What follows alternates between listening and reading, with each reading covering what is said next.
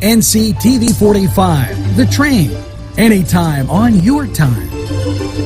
This program was provided through funding from Cedars Restaurant in Newcastle, Pennsylvania. A special thanks to Cedars, featuring Middle Eastern, Italian, and American cuisine. Today's program was furnished by a grant from the Beanery Depot and Deli, featuring coffee, made-to-order subs, and snacks. The Beanery Depot and Deli in Mahoningtown.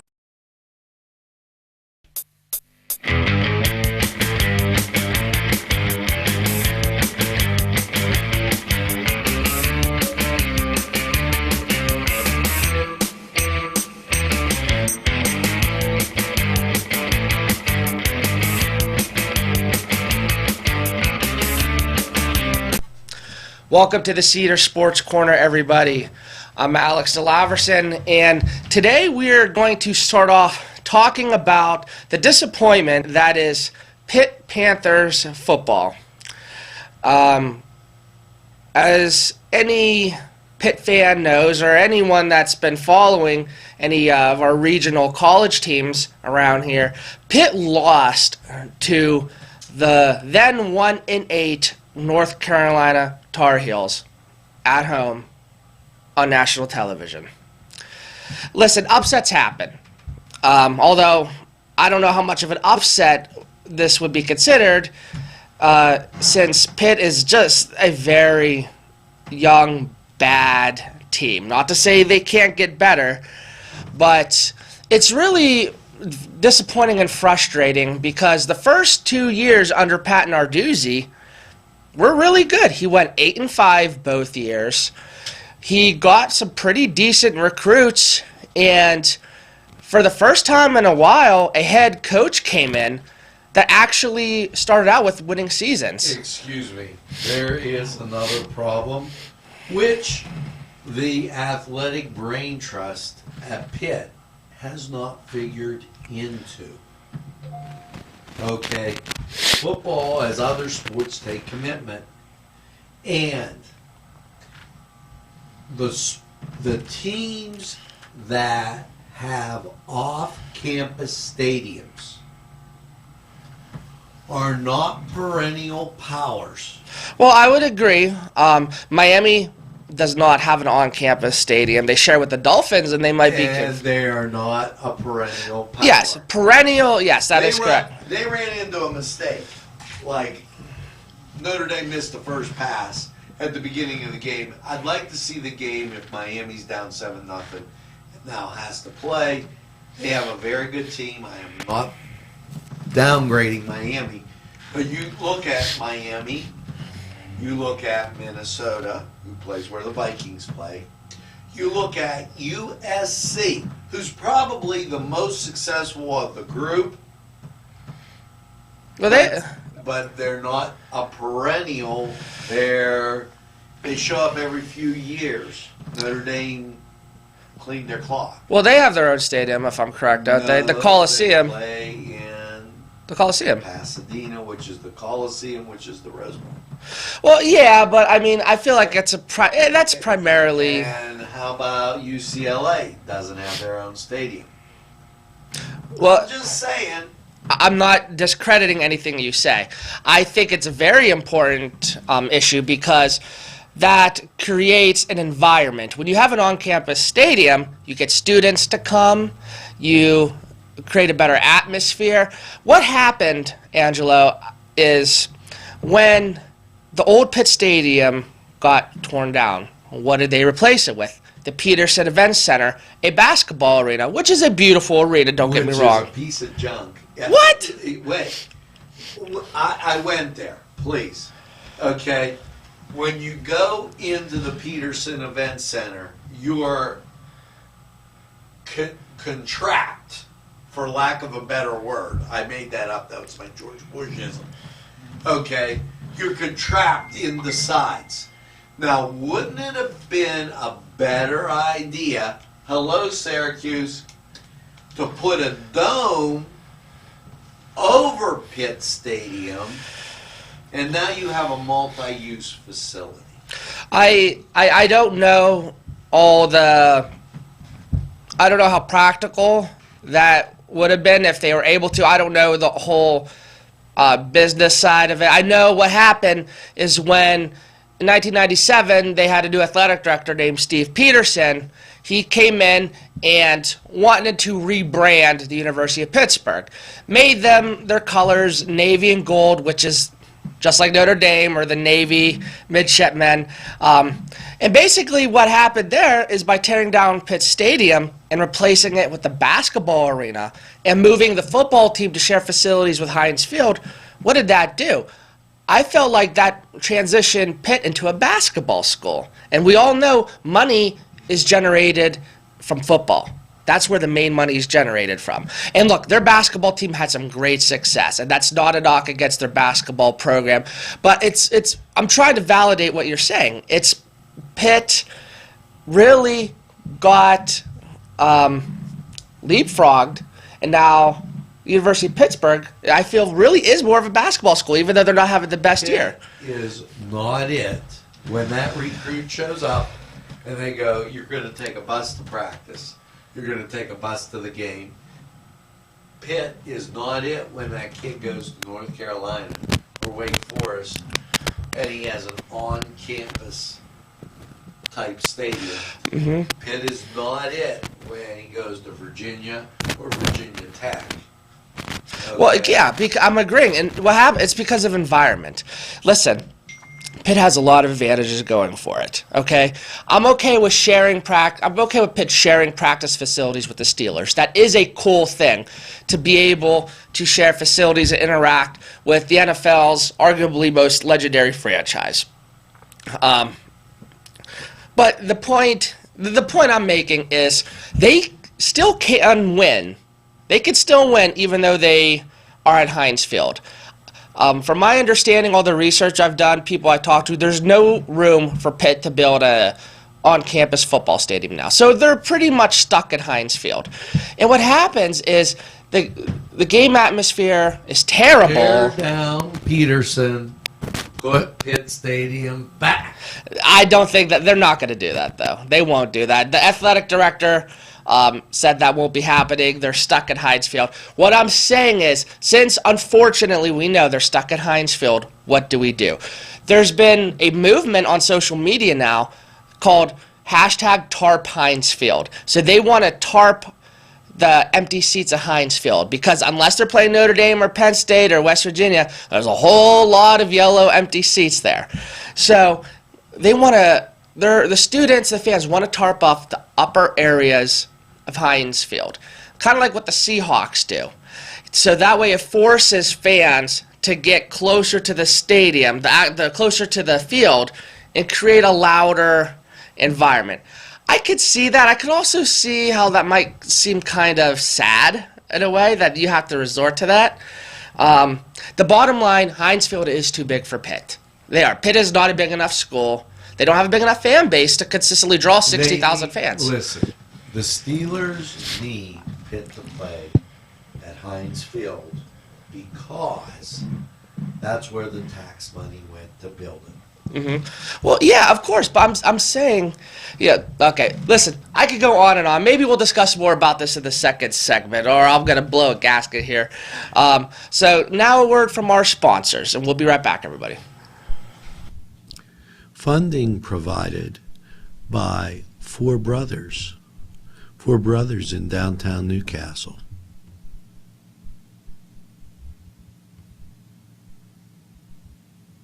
This program furnished by the MAD Unit, Mobile Auto Detailing. See Michael Sad at themadunit.com.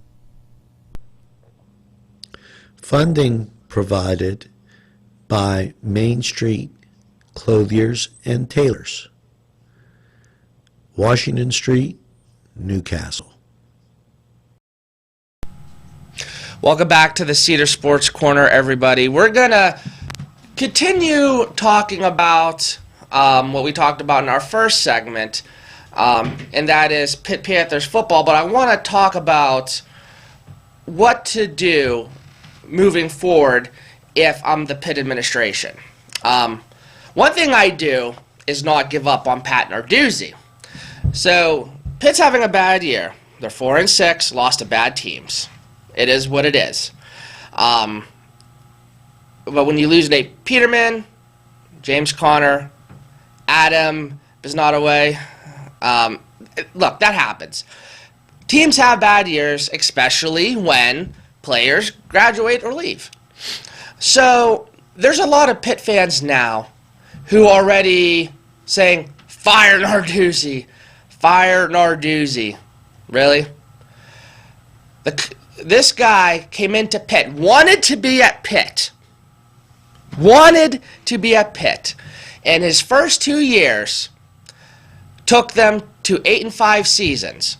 8-5 the first season, 8-5 the second season, and ended their 4-year streak of going 6-6. And I don't know, in case anyone else has forgotten, Pitt has been through, I swear, it seems like 50 head coaches since 2010. They fired Dave Wanstead after winning a share of the Big East title, and the year before, after Wanstead went 10-3. They fire Dave Wanstead, or he resigned. Hire Michael Haywood. 2 weeks later, he beats his wife, gets fired. Hire Todd Graham. I'm sorry. He leaves after 1 year. They hire Paul Christ. He's there for 3 years, goes 6-6, and he leaves and takes a better job at Wisconsin. You have a guy here that has done well so far and is having a bad year. There's no doubt about that. But he has great recruits, a young core talent that's only going to get better. And he beat Penn State. Listen, this is a good coach. This is a winning coach. Remember last year, Pitt upset Clemson? At Clemson, the number 2 team in the country. Just because a team is having a bad year doesn't mean to fire the coach and start over. Who's Pitt going to get that's better? Fix the stadium. That would only help. Although I don't know how they're going to do that. But the point is, when you're Pitt, beggars can't be choosers. That, you know what? I actually want to touch on that too. Play it console. For basketball? Yeah, until the beat's fixed. You mean toward down, in your opinion? Yeah. Again, I don't know the practicalities, all that. I don't know, like, contract situation. Practical. The ball is still there. No, I mean in terms of legal situations, contracts, I don't know. But my thing, it's not going to happen because the athletic director said it's already not. So I'm not focusing on what if. The athletic director. They just hired her. Fire her. Oh, man. All right. So as you see, we're going to go. We're going to keep going on and on about this. But let's say the athletic director is not going anywhere. I don't think. Cleveland. They need a team. Oh, my God. Well, as we were saying, actually, during break, actually before the show started, being a Pitt fan makes you a stronger individual. It really does. And if you're a Cleveland Browns fan, you must be rock solid, all the heartbreak you go through. But listen, I'd like to just finish this off here. For Pitt football, keep Narduzzi. Let him have his 5 to 6 years. I believe it's only going to get better. If it continues to go downhill, that's a different story. That's it. Leave it that way for now. In terms of Pitt basketball, man, with Kevin Stallings, the Vanderbilt coach, who did pretty well there, is he the right coach here for University of Pittsburgh? I still feel like you got to give him his 4 years, unless this year, next year, he only wins like 6 games apiece. But man, he's hated by the fans. The students boo him every time. Time to put up your Dukes. It's time. Let's go Duquesne. City game. They could probably beat Pitt. Pitt lost to Navy and Montana. They did win the other night. But the point is, Pitt basketball is suffering now too. They only had a little over 3,000 fans last game. That is a program that I believed was a top 20 program in the 2000s. Let me tell you why. Okay. I remember when Pitt was the Eastern 8 team, and them and Duquesne sold out. It was the biggest crowd at the time. Sold out the arena for the Eastern 8 championship. And the Big East was like, wow, we need Pitt, we need Pitt. And they stole Pitt. They stole West Virginia. They stole Villanova, all Eastern 8 teams. And that's before the annexation of Penn State to the Big Ten. The Eastern 8 was a formidable conference because of the ECAC. And the Big East was And arguably the best. Big East was made up of Eastern 8 teams. Yeah, and they were basketball schools. The Big East was, in my opinion, the best basketball conference during the 2000s. And then I don't call the Big East a basketball conference because it's a basketball conference, but they took teams from the Eastern 8 to become a basketball conference. Mm-hmm. It's all about television marketing. yeah, but the point I'm trying to make is during that time from 2002 up until 2010, Pitt was, I believe, a top 15 to 20 program. They had Jamie Dixon. They were selling out at the Pete. They were ranked #1 in the country. They were making tournaments. Totally disagree. They were an Eastern 8 championship team.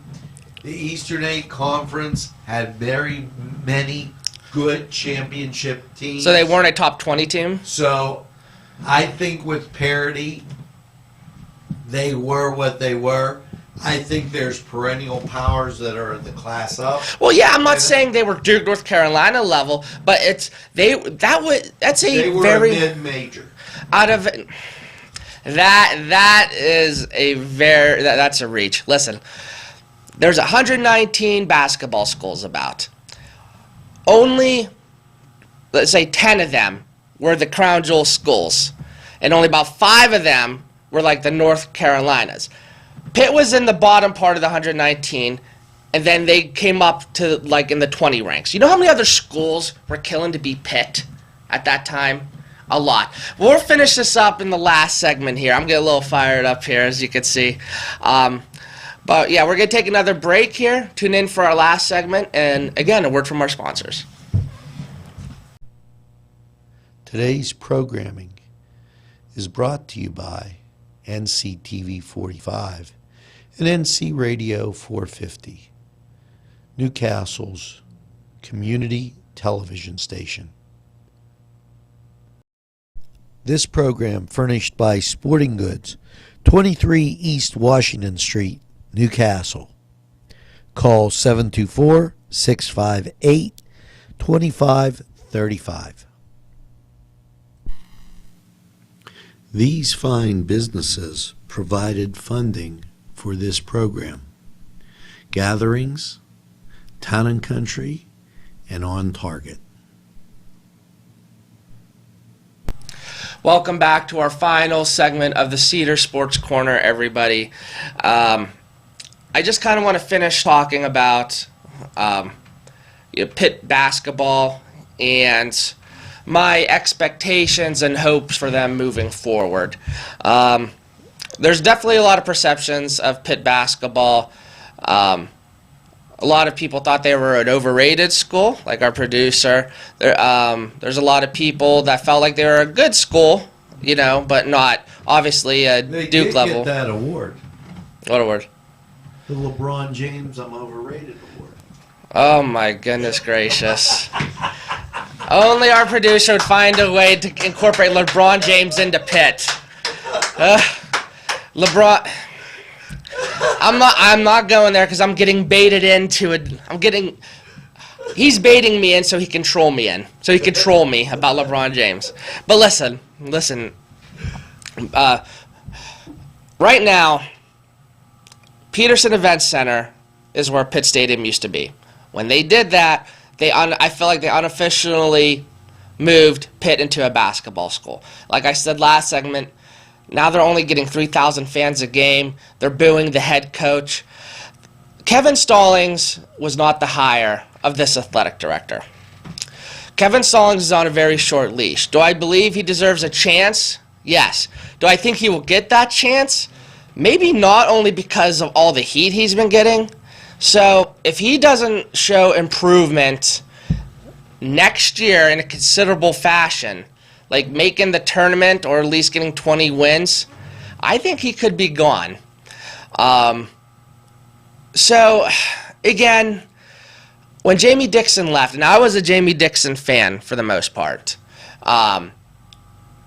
when he left, I was hoping they would hire someone who was young, kind of an up and coming coach, in like a lot of enthusiasm. I was hoping someone like a Bryce Drew. Didn't happen. From everything I've researched and everything we've been told in the media, Kevin Stallings is pretty much the best coach Pitt was able to get, because a lot of coaches didn't want to go to Pitt. While Pitt has great facilities and they're in the best basketball conference, the ACC, they have no recruiting base in Pittsburgh. Pittsburgh does not produce a lot of elite basketball players. I think the last elite or really good basketball player that came from Pittsburgh was DeJuan Blair. And, and even then, he was good in college, but, his NBA career was really, I would say, below mediocre. So what Pitt has to do, and this is where Jamie Dixon does not get credit for, Pitt has to go into others people's... Start playing Till, Westminster, Grove City.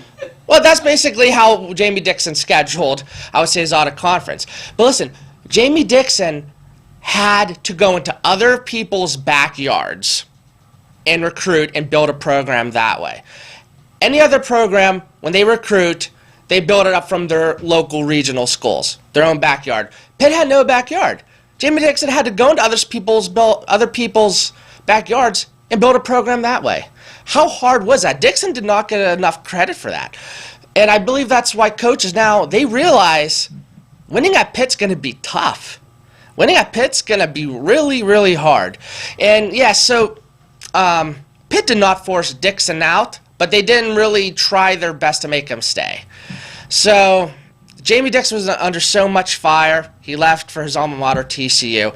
But the bottom line is, Kevin Stallings has a lot shorter leash than I would say Pat Narduzzi has, and what Pat Narduzzi deserves. So we'll see how things go moving forward. But I want to thank everybody for tuning in to this episode of the Cedar Sports And Corner. happy Thanksgiving!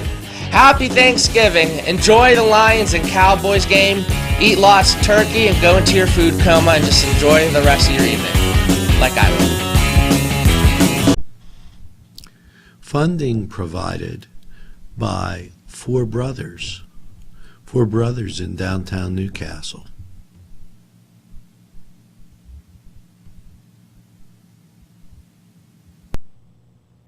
A special thanks to the YMCA for caring about the Lawrence County community and providing funding for this program.